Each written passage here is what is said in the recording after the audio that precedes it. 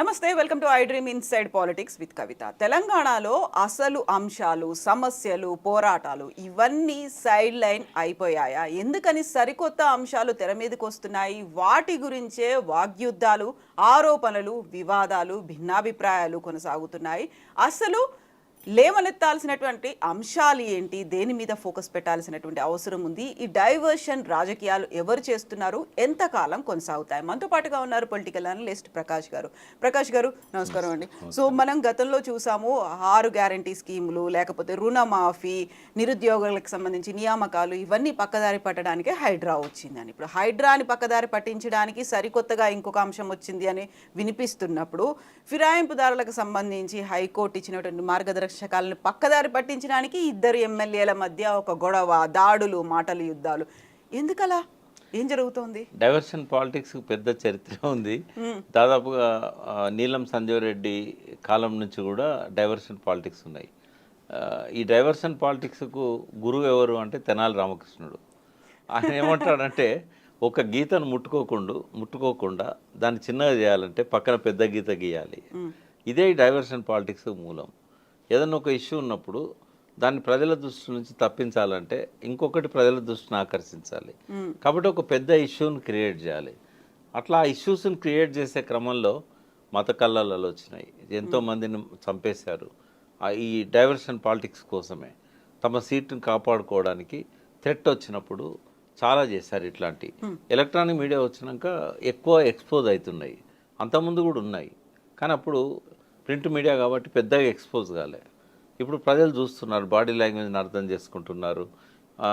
కొంతమంది విఘ్నులైన వాళ్ళకు, పాలిటిక్స్ని క్లోజ్గా అబ్జర్వ్ చేసుకునే వాళ్ళకి తెలిసిపోతుంది వీడు పక్కదారి పట్టేయడానికి ఇష్యూ తీసుకొచ్చాడు అని. అయితే ఇవి మొదటి నుంచి ఉన్నాయి చరిత్రలో. అయితే నిజాయితీగా ప్రజల పట్ల ఒక ప్రేమ, మమకారం ఉండి పాలన చేసే వాళ్ళకి డైవర్షన్ పాలిటిక్స్ అనేటివి ఉండవు. బట్ తను చేసిన తప్పులను కప్పిపుచ్చుకోవడానికి, ప్రజల దృష్టిని మళ్లించడానికి కొంతమంది ఇటువంటివి చేస్తూ ఉంటారు. కాంగ్రెస్ పాలనలో ఉండేది కొంత, బట్ ఈ మధ్య కాలంలో ఇవి ఎక్కువైపోయినాయి. చంద్రబాబు ఇందులో ఆద్యుడు. ఆయన కూడా ఏంటంటే, ఎప్పుడైనా తను తెలియచేసినా ఒకటి తప్పు జరిగినప్పుడు దాన్ని వెంటనే ప్రజల దృష్టి నుంచి తప్పించడానికి ఇంకో ఇష్యూ ముందు పెట్టేవాడు. రాజశేఖర రెడ్డి ఏమో చాలా తెలివిగా పెట్టేవాడు, అది అర్థం చేసుకునే పరిస్థితి ఉండేది కాదు. కానీ వెంటనే అది ఇంపార్టెంట్ ఇష్యూ అని చెప్పి ప్రజలు కూడా ఫీల్ అయ్యేవాళ్ళు. టీఆర్ఎస్ పాలనలో అటువంటి అవసరం కేసీఆర్కి అయితే రాలేదు. ఎప్పుడు కూడా ఆయన డైవర్షన్ పాలిటిక్స్ చేసిన ఉదాహరణలు అయితే నాకు గుర్తులేవు. ఏమైనా రెండు చెప్పాల్సిందే. బట్ ఇప్పుడు రేవంత్ రెడ్డి వచ్చినాక ఇది బాగా అయిపోయింది. ఆయన వచ్చిన 9 నెలల్లోనే డైవర్షన్ పాలిటిక్స్ చాలాసార్లు జరిగినాయి. అంటే ప్రజల దృష్టిని మళ్లించాలి, వాగ్దానాలు, హామీలు విఫలమవుతున్నప్పుడు ఇవన్నీ కూడా ఆయన తీసుకొస్తున్నాడు. ఆయన మాటల్లో ఉంటుంది, అది ఆయన ఎమ్మెల్యేల ద్వారా చేయిస్తున్న కార్యక్రమాల్లో కూడా ఉంటుంది. అసెంబ్లీలో కూడా జరుగుతూ ఉంది ఆ డైవర్షన్ పాలిటిక్స్ అనేటి. అందులో అబద్ధాలు చెప్పడము, డిస్టార్ట్ చేయడం కూడా డైవర్షన్ పాలిటిక్స్లో భాగమే. సభ దృష్టిని తప్పించడం, ఇదంతా కూడా. అంటే ఇవాళ కౌశిక్ రెడ్డి కానీ, గాంధీ కానీ వీళ్ళు చేసింది కూడా హైకోర్టు ఇచ్చిన తీర్పును కొంత పక్కకు పోయే విధంగా ఉంటుంది. ఎందుకంటే అందులో గాంధీ లేడు, కేవలం 3 ఎమ్మెల్యేల మీదనే వాళ్ళు ఇచ్చారు. తెల్ల వెంకటరావు మారింది, అందరూ కలుపుకుంటే 10 మంది దాకా ఉన్నారు కదా. ఈయన ఇప్పటికీ నేను బీఆర్ఎస్ లోనే ఉన్నాను, నేనేం కండువా మార్చుకోలేదని ఆయన అనకపోయినా కూడా బీఆర్ఎస్ కదా టెక్నికల్గా. ఇప్పుడు మనం అసెంబ్లీ రూల్స్ ప్రకారంగా ఆయన ఇంకా బీఆర్ఎస్ఏ. ఎలక్షన్ కమిషను లేదా స్పీకరు డిస్క్వాలిఫై చేసేదాకా, రేపు హైకోర్టు డిస్క్వాలిఫై చేసేదాకా వాళ్ళు టెక్నికల్గా బీఆర్ఎస్ఏ. వాళ్ళు బీఆర్ఎస్ సంఖ్యను చూపెట్టేటప్పుడు వీళ్ళని కలిపే చూపెడతారు. 39 మందిలో 38 మంది, ఒకరు కాంగ్రెస్ గెలిచినా కూడా కంటోన్మెంట్, 38 మంది బీఆర్ఎస్ కిందనే ఉన్నారు ఇప్పుడు అఫీషియల్గా. కాబట్టి ఆయన చెప్పుకోవాల్సిన అవసరం ఏం లేదు. కానీ హైకోర్టు ఏదైతే ఇచ్చిందో యాంటీ డిఫెక్షన్, దానికి సంబంధించి వెంటనే షెడ్యూల్ను ప్రకటించండి అని చెప్పి స్పీకర్కి ఆదేశాలు ఇచ్చారో, దాన్ని కొంత డైల్యూట్ చేయడానికి ఇది పనికొస్తుంది. నిన్న కౌశిక్ రెడ్డి వాళ్ళే పోయి దాన్ని ఇంప్లిమెంట్ చేయండి అన్నారు. ఇలా వాళ్ళు చేసిన పని వల్లనే అది డైవర్ట్ అయిపోయింది. అంటే కొందరేమో ఉద్దేశపూర్వకంగా డైవర్షన్ పాలిటిక్స్ చేస్తారు, కొందరేమో తెలిసి తెలియక యాదృచ్ఛికంగా చేస్తారు. దీని వెనకాల కేసీఆర్దో హరీష్ రావుదో వ్యూహం ఉన్నదని నేను అనుకోవట్లేదు. ఇది కౌశిక్ రెడ్డి ఇమ్మెచ్యూర్డ్గా సడన్గా ఈ రెచ్చగొట్టే విధంగా చీరగాజులు చూపెట్టి ఈ గాంధీని రెచ్చగొట్టే విధంగా ఆయన మాట్లాడిన మాటలు ఈ డైవర్షన్ కారణం తప్ప ఇది పార్టీ ఆలోచించి తీసుకున్నదో, కౌశిక్ రెడ్డి తీసుకున్న నిర్ణయాన్ని ఈ రకంగా మాట్లాడతాడని అనుకోకుండా వాళ్ళు ఇచ్చిన పర్మిషను, కానీ ఇంటెన్షనల్గా డైవర్ట్ చేయడానికి బీఆర్ఎస్ చేసిన ప్రయత్నం కాకపోవచ్చు అని నేను అనుకుంటున్నా. బట్ ఏమైనా డైవర్షన్ పాలిటిక్స్ మంచిగా కావు. నేరుగా ప్రజలతో విషయాలు చెప్పగలగాలి, ఎడ్యుకేట్ చేయగలగాలి. కానీ అంటే మనల్ని ఏమంటారంటే వీళ్ళు ఎప్పుడో శతకాల మనుషులు ఇట్లా మాట్లాడుతున్నారు, ఈ రోజుల్లో ఇట్లా జరుగుతుందా అనేది కూడా కామెంట్స్ వస్తాయి కింద. కానీ కోరుకుంటున్నాం అప్పుడు ఎందుకు మాట్లాడలేదు, ఇప్పుడే ఎందుకు మాట్లాడుతున్నారు అనేది. అదే వీళ్ళకి ఎక్కడిది అర్హత, వీళ్ళు ఇదే తప్పు చేశారు కదా, ఇట్లాంటివన్నీ వస్తున్నాయి. అప్పుడు ప్రకాష్ గారు ఎందుకు రెస్పాండ్ అవ్వలేదు, అప్పుడు ఎందుకు కవిత ప్రశ్నించలేదు, ఇవన్నీ వస్తే వాస్తవమే. బట్ మా లిమిటేషన్స్ అంతే. ఇప్పుడు ఎవరి లిమిటేషన్స్ వాళ్ళకు ఉంటాయి. నాకున్న లిమిటేషన్ ఏంటంటే గవర్నమెంట్లో భాగమై ఉన్నా. ఒకవేళ భాగంగా లేకపోతే నేను మాట్లాడేవాడిని. భాగంగా ఉన్నప్పుడు మీడియా ముఖంగా మాట్లాడలేము. వాళ్ళకి చెప్పగలుగుతాం ఇది తప్పు, ఇది కరెక్ట్ కాదు, ఇట్లా మార్చుకోవాలి. కానీ మీడియా ముఖంగా మాట్లాడితే ఏమైందంటే అది వైలేషన్ చేసినట్టు అవుతుంది. వాళ్ళు ఇచ్చిన స్వేచ్ఛను దుర్వినియోగం చేసుకున్నట్టు అవుతుంది. ఎవరైనా అంతే. ఇప్పుడు రేవంత్ రెడ్డి సీఎం స్థానంలో ఉన్నాడు. అంతకుముందు ప్రతిపక్ష నాయకుడిగా ఉన్నప్పుడు మాట్లాడినట్టు మాట్లాడకూడదు. బట్ ఆయన ఆ గీతం చెరిపేశాడు. ఇప్పుడు కూడా అదే భాష మాట్లాడుతున్నాడు. అది మంచిగా అనిపించదు. ఎవరికైనా కూడా తప్పు పట్టే విధంగా ఉంటుంది. డైవర్షన్ పాలిటిక్స్ వల్ల తాత్కాలికంగా ప్రజల కళ్ళను, ప్రజల దృష్టిని వాళ్ళు తప్పించగలుగుతారు, కానీ శాశ్వతంగా తప్పించలేరు. ఏవైనా విషయాలు ప్రజల హృదయాల్లోకి ఒకసారి వెళ్ళినాయంటే తాత్కాలికంగా మీరు ఒక మేఘం అడ్డం వచ్చినట్టుగా తాత్కాలికంగా ఇష్యూని తీసుకొచ్చి ముందు పెడతారేమో, కానీ మళ్ళీ అది పైకి వస్తుంది, మళ్ళీ ప్రజల లోపల చర్చనీయాంశం అవుతుంది. కాబట్టి అది క్షణికానందమే కనుక తప్ప ఒక శాశ్వతంగా ప్రజల దృష్టిని మళ్లించడం అనేది సాధ్యం కాదు. ఎన్నో అంశాలు అట్లా వచ్చి తెరమరుగా అయితే అనుకున్నవి మళ్ళీ మేజర్ అంశాలుగా ముందుకు వచ్చిన సందర్భాలు గతంలో చాలా ఉన్నాయి. కాబట్టి అది ఎవరు అనుకున్నా కూడా ఇప్పుడు రేవంత్ రెడ్డి టెంపరీగా హైడ్రాన్ తీసుకొచ్చి రైతు భరోసానో లేకపోతే రుణమాఫీనో పక్కదారి పట్టిస్తా అనుకుంటే అది తప్పు. ఆయనే లేటెస్ట్గా దాని మీద వస్తున్నది కూడా ఏంటంటే బయట రాష్ట్రాల్లో ఎన్నికలున్నాయి, కాంగ్రెస్కు డబ్బు కావాలి. ఇచ్చే రాష్ట్రాలు రెండే, కర్ణాటక అండ్ ఆంధ్రప్రదేశ్, తెలంగాణ. కర్ణాటకలో కూడా ఎగ్జాస్ట్ అయిపోయి ఉన్నారు. ఇంకా తెలంగాణ దిక్కు. రేవంత్ రెడ్డి అలా సమర్థుడని గతంలో అనిపించుకున్నాడు. 2 సార్లు కాంగ్రెస్ పార్టీని కాపాడిండు రాష్ట్ర ఎన్నికలలో, జాతీయ ఎన్నికలలో. కాబట్టి ఆయన మీద బాగా బరువు పెట్టారు. ఆ బరువు పెట్టారు కాబట్టి వాళ్ళు ఏం మాట్లాడట్లేదు. ఈయన ఏం చేసినా కూడా వాళ్ళు చూసి చూడనట్టు వదిలేస్తున్నారు. యాంటీ డిఫెక్షన్ లాంటి అంశాలను కూడా వాళ్ళ నిర్ణయాలకు, వాళ్ళ పార్టీ విధానానికి వ్యతిరేకమైనా కూడా రేవంత్ రెడ్డిని మందలించడం లేదు. ఈ ఉద్దేశం కోసమే హైడ్రాన్ తీసుకొచ్చాడు. ఇంత టార్గెట్ పెట్టారు వాళ్ళు. ఆ టార్గెట్ ప్రకారం ఆ డబ్బులు పంపించాల్సి ఉన్నది. ఆ డబ్బులు ఇప్పుడు లేవు కాబట్టి బిల్డర్స్ దగ్గర నుంచి కలెక్ట్ చేసి ఇవ్వడానికే ఇది చేశాడు. ఆ టార్గెట్ కంప్లీట్ అయిన తర్వాత హైడ్రా దూకుడు తగ్గుతుంది.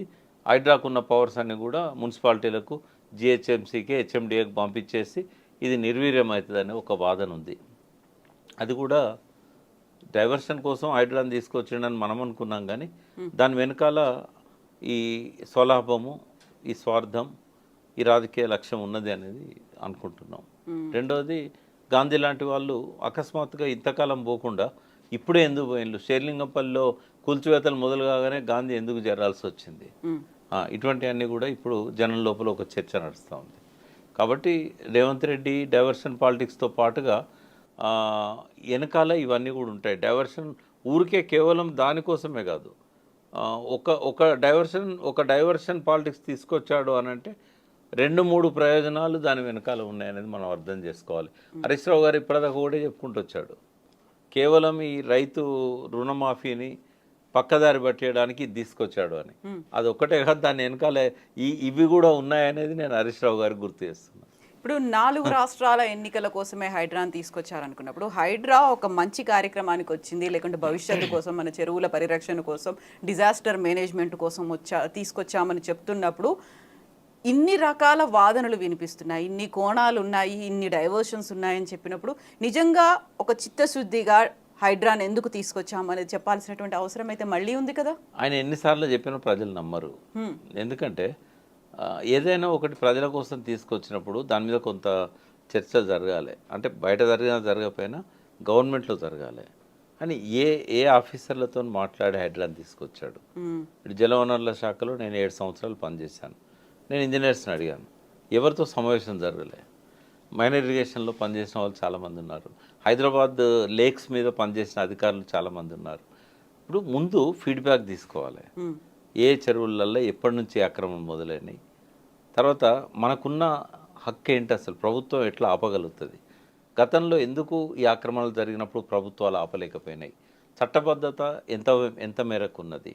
ఎందుకంటే గతంలో హైకోర్టులే ఆర్డర్స్ ఇచ్చాయి, ఇది పట్టా భూమి, ఆ చెరువులో ఉన్నా కూడా దాని ఓనర్ అతనే, కాబట్టి పర్మిషన్స్ ఇవ్వండి అని మున్సిపాలిటీలకు డైరెక్షన్స్ ఇచ్చిన జడ్జిమెంట్స్ ఉన్నాయి.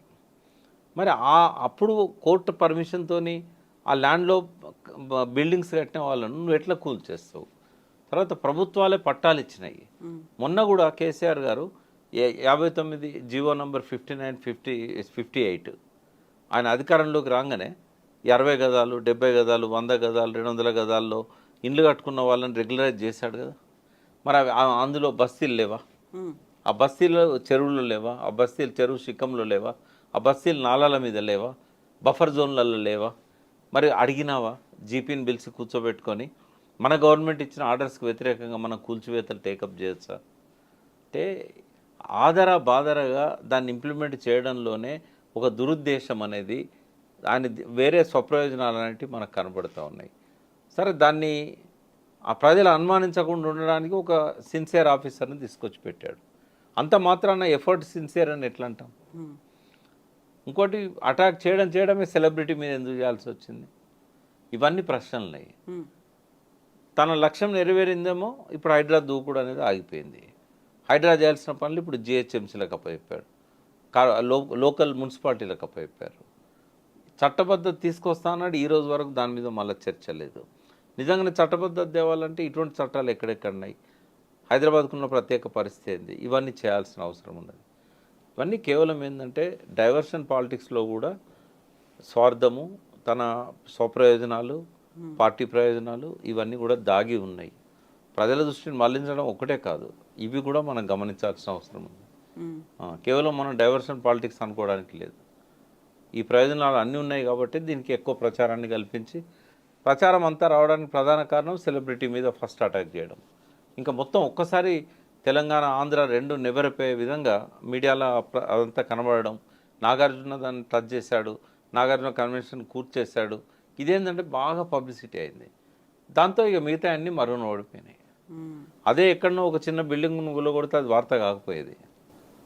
ఇప్పుడు హైకోర్టు ఇచ్చినటువంటి గైడ్ లైన్స్ అని ఉన్నవి, దానం నాగేందర్, కడియం శ్రీహరి, తెల్లం వెంకట్రావు, ఈ ముగ్గురికి సంబంధించి యాక్చువల్గా 4 వారాల గడువులో ఆల్మోస్ట్ ఒక వన్ వీక్ అనేది గడిచిపోయే స్టేజ్కి వచ్చినప్పుడు ఏం జరుగుతుంది, తెలంగాణలో రాజకీయాలు ఎలా అవుతాయని మీరు అనుకుంటున్నారు?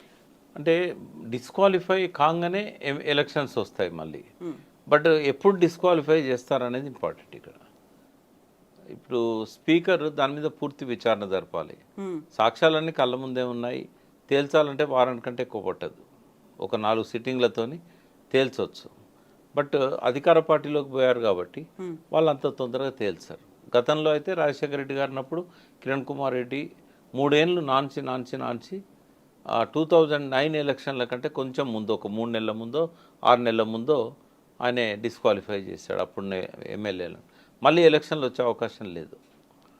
కోర్టులు నేరుగా అసెంబ్లీ వ్యవహారాలలో జోక్యం చేసుకోవు, కానీ రాజ్యాంగ హక్కులను ఉల్లంఘించే పరిస్థితి వచ్చినప్పుడు మాత్రమే కోర్టులు జోక్యం చేసుకుంటాయి.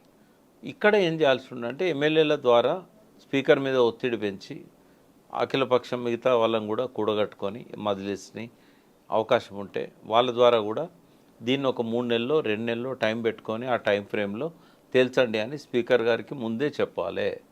కనీసం వీళ్ళ ఒత్తిడి వల్లనైనా షెడ్యూల్ అనేది దూరం జరగకుండా ఒక 100 డేస్ లోపో 90 డేస్ లోపో 60 డేస్ లోపో ఆయన డిసైడ్ చేసుకుంటాడు. ఆయన పైన ముఖ్యమంత్రి ఒత్తిడి ఉంటుంది డెఫినెట్గా. ఆ ఒత్తిడికి సమాధానం ఆయన చెప్పలేడు, మిగతా ఎమ్మెల్యేల వైపు నుంచి ఒత్తిడిని కౌంటర్ ఒత్తిడి పెట్టాలి. నేనేం చేయాలంటే స్పీకర్ గారు అనే పరిస్థితి రావాలి, అందరు ఎమ్మెల్యేలు పట్టుబడుతున్నారు, నేను దీన్ని లాగలేను, హైకోర్టు కూడా తప్పుపడుతుంది, ఆ సిచ్యువేషన్ క్రియేట్ చేయాలి. ఒక్కసారి ఇది వీళ్ళు కనుక డిలే చేసి ఇవ్వకపోతే మళ్ళీ ఇదే కౌశిక్ రెడ్డి, వివేకానంద మళ్ళీ హైకోర్టుకు పోయి మళ్ళీ వాళ్ళ దృష్టికి తీసుకొచ్చి మీరే టైం ఫ్రేమ్ పెట్టండి, స్పీకర్ గారు పెట్టిన టైం ఫ్రేమ్లో కట్టుబడి ఉండట్లేదు, విచారణ సవ్యంగా జరగడం లేదు, లేదా స్పీడప్ కావడం లేదు. కాబట్టి మీరే ఒక నిర్ణయం తీసుకోండి, లేదా మీరే టైం ఫ్రేమ్ డిసైడ్ చేయండి. ఫలానా తేదీ లోపల తేల్చకపోతే హైకోర్టు జోక్యం చేసుకుంటుంది అనే విషయాన్ని మరొకసారి మీరు చెప్పాలి అని చెప్పి వీళ్ళు కోర్టును మళ్ళీ అప్రోచ్ కావాల్సి వస్తుంది. అయినప్పుడు మళ్ళీ కోర్టులో వాదోపవాదనలు జరుగుతాయి. సుప్రీంకోర్టు నుంచి అడ్వకేట్లను తీసుకొస్తారు. వాళ్ళు వచ్చి కొత్తగా చేసేది ఏముండదు, కొద్దిగా టైం బారో చేస్తారు. వాళ్ళని చూసి వీళ్ళు నో అని చెప్పలేరు టైం అడిగితే, వాళ్ళ కోసం అవకాశం ఇస్తారు. ఎంత లాగినా కూడా 1-1.5 సంవత్సరాలు లాగగలుగుతారు. ఈ లోపల ఒకవేళ మిగిలిన ఎమ్మెల్యేలను కూడా రేవంత్ రెడ్డి తన దిక్కు తెచ్చుకోగలిగితే పార్టీకి పార్టీ విలీనమైనట్టు ప్రకటిస్తారు. ప్రతిపక్ష హోదా లేకుండా పోవడం, ప్రతిపక్ష హోదా లేకపోయినా పర్వాలేదు, పార్టీ ఏమవుతుందంటే కంప్లీట్గా లెజిస్లేచర్ పార్టీ విలీనమైనట్టుగా ప్రకటిస్తారు. అంటే ఇవన్నీ కూడా రేపటి రోజు టైం బారో చేయడం వల్ల రేవంత్ రెడ్డికి ఉండే అడ్వాంటేజ్ ఏంటి అంటే మిగిలిన ఎమ్మెల్యేలను కూడా నయాన్నో భయాన్నో తమ దిక్కు తెచ్చుకోవడానికి ఒక అవకాశం ఉంటుంది. ఇటువంటివన్నీ కూడా పార్టీ ఊహించి ఇట్లా జరుగుతుందని చెప్పి ఆలోచించి పార్టీని బలోపేతం చేయాలి, పార్టీ ప్రక్షాళన జరగాలి. ఎట్లా ఉండాలనడానికి ఒక చరిత్రలో ఒక ఆధారం ఉంది. పార్టీ ఎమ్మెల్యేలు పార్టీ నాయకుడిని ధిక్కరించినప్పుడు వాళ్ళని వెనక్కి తీసుకురావడానికి చట్టబద్ధంగానే కాకుండా ప్రజల మధ్య కూడా ఎటువంటి పరిస్థితిని క్రియేట్ చేయగలిగారు చరిత్రలోకి ఒక్కసారి పోవాలి. అందులో కేసీఆర్ది కూడా కీలక పాత్ర. ఎన్టీ రామారావును వెన్నుపోటు పొడిచి నాదెండ్ల భాస్కర్రావు ఎప్పుడైతే ముఖ్యమంత్రి అయిందో నెల రోజుల లోపల ఆయన గద్దె దించడానికి ప్రజల్లోకి వెళ్ళి వాళ్ళని ఆర్గనైజ్ చేసి వాళ్ళకి విషయాలని చెప్పి వాళ్ళ ఎమ్మెల్యేల ఇంటి ముందట ధర్నాలు చేసి వాళ్ళని గెరావులు చేసి బయటికి రానియకుండా చేసి వాళ్ళ ఆస్తులను ధ్వంసం చేసి భార్య పిల్లల్ని భయభ్రాంతులను చేసి పోయిన ఎమ్మెల్యేలను మళ్ళీ వెనక్కి వచ్చేటట్టుగా ఎన్టీ రామారావు చేయగలిగాడు. ఆ పరిస్థితి ఇప్పుడు ఎందుకు లేదు? ధైర్యంగా ఎమ్మెల్యేలు ఈ పార్టీ తరఫున గెలిచి ఇంకో పార్టీ దిక్కుపోతే ఇంటి ముందట ఒక ధర్నా చేసినావా? ప్రజల్లోకి పోయి టీఆర్ఎస్ ఓటర్సే కదా వాళ్ళు, కేవలం ఒక ఎమ్మెల్యే వల్లనే అక్కడ అంత పార్టీ బిల్డ్ కాలే కదా. కాకుండా ఇప్పుడు చెప్తున్న మాట నియోజకవర్గ అభివృద్ధి కోసం, గతంలో బంగారు తెలంగాణ కోసం అని వచ్చినప్పుడు పునర్నిర్మాణం కోసం అనే మాట వస్తుంది, నియోజకవర్గ అభివృద్ధి కోసం అనే మాట చెప్తున్నారు ఎమ్మెల్యేలు. ఎన్ని మాటలన్నా చెప్పనియండి. అప్పుడు టీఆర్ఎస్లోకి కాంగ్రెస్ ఎమ్మెల్యేలు వచ్చినప్పుడు ఆ పార్టీ చేయలేకపోయింది. ఇప్పుడు బీఆర్ఎస్ ఎమ్మెల్యేలు కాంగ్రెస్లోకి పోయినప్పుడు బీఆర్ఎస్ చేయలేకపోయింది. ఇది ఒక అశక్తత, వీళ్ళ నిర్లిప్తతే ఈ అవలక్షణాలన్నింటినీ పెంచి పోషిస్తున్నది. అంటే పార్టీలు కనుక సవ్యంగా ఆలోచించినట్టయితే ఏ ఎమ్మెల్యే కూడా గోడ దూకడానికి ధైర్యం చేయడు. అంటే ఇవి నిర్జీవం అయిపోయినాయి. ఒక పద్ధతిలో పార్టీలను నడిపే శక్తి వీళ్ళకు లేదు. నిర్లిప్తంగా ఇంట్లో కూర్చుంటే ఇదే జరుగుతుంది. ప్రజల మధ్యకు వచ్చి ఉద్యమాలను బిల్డ్ చేయాలి. ఉద్యమ పార్టీ కదా, ఎందుకు చేయకూడదు? ఇప్పుడు దానం నాగేందర్ ఎప్పుడైతే నిర్ణయం తీసుకున్నాడో ఖైరతాబాద్లో ప్రతి డివిజన్లో కూడా ఆయన దిష్టిబొమ్మలు తలగబెట్టాల్సి ఉండే, ఆయన ఇంటి ముందర పోయి ధర్నా చేయాల్సి ఉండే, ఆయన బయట ఎక్కడ కూడా పబ్లిక్లో తిరగనీయకుండా ఆపగలగాల్సి ఉండే. లేరా టీఆర్ఎస్ క్యాడర్ లేదా?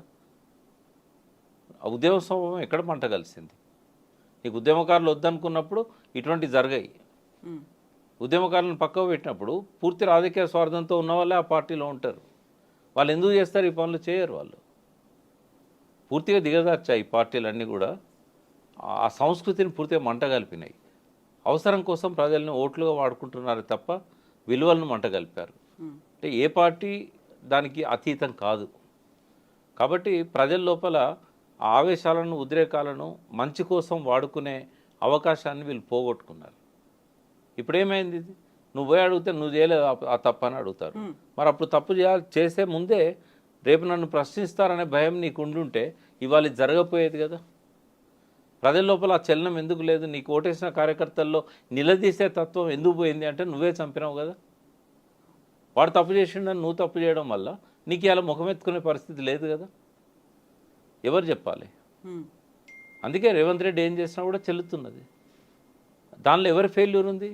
కేసీఆర్ గారి ఫెయిల్యూర్ ఉంది, బీఆర్ఎస్ పార్టీ ఫెయిల్యూర్ ఉంది. జరుగుతాయి, ఇవి జరుగుతూనే ఉంటాయి, మనం చర్చిస్తూనే ఉంటాం, ప్రజలు చూస్తూనే ఉంటారు. ఇవి టైంపాస్ రాజకీయాల్లాగా మారిపోయినాయి.